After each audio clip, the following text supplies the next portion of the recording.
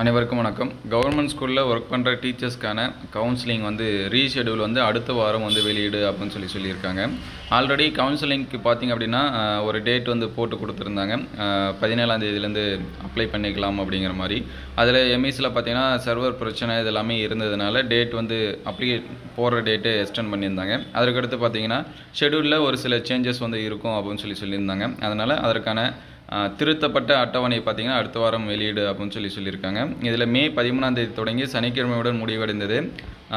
இதுவரையில் இந்த இல்லாத அளவுக்கு கிட்டத்தட்ட பார்த்திங்கன்னா 82,477 ஆசிரியர்கள் வந்து அப்ளை பண்ணியிருக்கிறதா சொல்லியிருக்காங்க. இதில் இடைநிலை ஆசிரியர்கள் 18,920 பேரும், பட்டதாரி ஆசிரியர்கள் பார்த்திங்கன்னா 9,294 பேரும், அதுக்கடுத்து தொடக்கப்பள்ளி தலைமை ஆசிரியருக்கு பார்த்திங்கன்னா 5,813 பேர் போட்டிருக்கதா சொல்லியிருக்காங்க.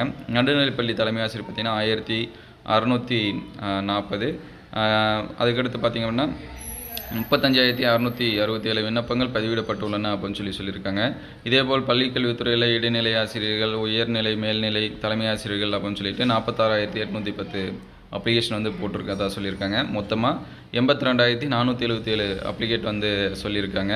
முன்னதாக பொது மாறுதல் கலந்தாய்வு பார்த்திங்கன்னா மே 24 முதல் ஜூன் 30 வரைக்கும் இருந்துச்சு அப்படின்னு சொல்லியிருக்காங்க. அதற்காக மே 13 முதல் 17 வரை விண்ணப்பிக்கலாம் அப்படின்னு சொல்லியிருந்தாங்க. இதற்கிடையில் சர்வர் பிரச்சனை, இதனால் மே 25 வரைக்கும் எக்ஸ்டெண்ட் பண்ணியிருந்தாங்க. அதனால் இதற்கான புதிய அட்டவணை விரைவில் அடுத்த வாரம் எதிர்பார்க்கலாம். அதாவது மண்டே இந்த மாதிரி நமக்கு வந்து சொல்லிவிடுவாங்க எப்போ கவுன்சிலிங் அப்படின்னு சொல்லிட்டு. அதற்கான அப்டேட் வந்துச்சுன்னா நம்ம உடனே அப்டேட் பண்ணுவோம். தேங்க்யூ ஃபார் வாட்சிங்.